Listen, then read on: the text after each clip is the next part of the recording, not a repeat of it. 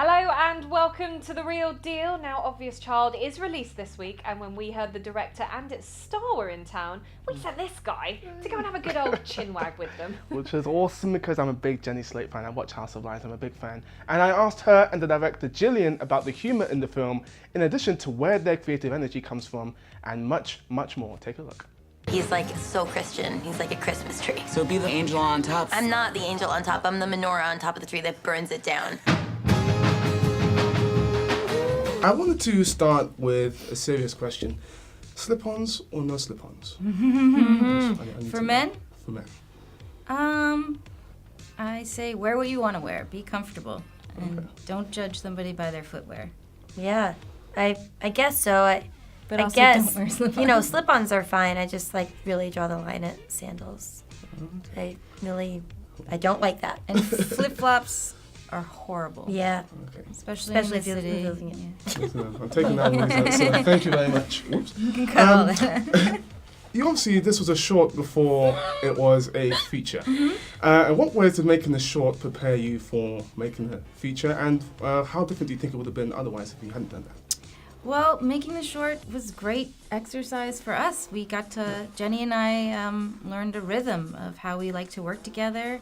The combination of, what's on the page and using improv and sort of flexing those skills. It's not often that you can direct something because it's so collaborative. There's so many moving parts. You need a lot of money. But with shorts, there's so much more flexibility because you can really just go out there with a camera, a story, and a couple of actors, which was what we did. And we got to know each other a lot and the rhythms of how we like to work together.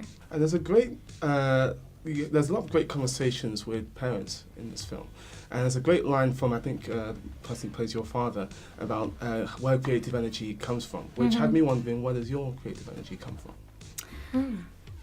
It's different every time I sit down to write. Much like Donna, or what Richard Kind, who plays Donna's dad, Jenny's dad in the film, says that it comes from the sad times in your life, and you have to build yourself back up. And I love stories about underdogs. I love being an underdog. I like triumphing over something as little as writer's block, which is sometimes not that little, the pains of a breakup. But also it can just come from strapping yourself into a chair and really delving into your own mind. For me, I'm really the most creative when I'm happy and when I'm encouraged. I am the least creative when I'm sad.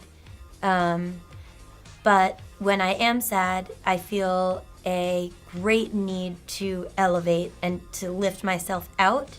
So maybe in a way, my creative energy does sort of start from those places because I feel a very large urge to lift myself up.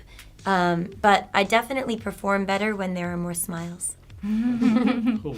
And for you, Jenny, you've played parts in TV, played parts in film, and both of them have their advantages and disadvantages. If you could take one of your film characters and give them a TV show, or take one of your TV characters and give them a film, which one do you think would be suited to? That's a really good question. I guess at this point, there's no character that I've played on TV that I feel could be expanded into a film, but I think if I could have a dream life, it would be to have a TV show with Gillian and make movies with Gillian. So, I don't know. Whatever. We've got one of them already. Yeah. We're working on it. Okay, nice. And finally, what's the real deal on this film? Why do you think audiences are really going to like it? I think that we were trying to create a character who has a authenticity and a tone that feels like it could be you or your best friend. And we were thoughtful about that, considerate to that tone and to our own voice, and never strayed. And it's really funny. Beep. Yeah, Jenny. Yeah. No, we'll play that. We don't mind. It's fine. Thanks for your time today. I really appreciate it. BBC or what? Thank you. So there we have it. That's some real talk with the director and star of Obvious Child. And Mon clearly had an amazing time. Yes. And don't forget that you guys can check out our real review of the film here on our website, therealdealonfilm.com. And also drop us a tweet from time to time because we'd love to hear from you. Yeah, we do. But in the meantime, thank you so much for watching and stay tuned.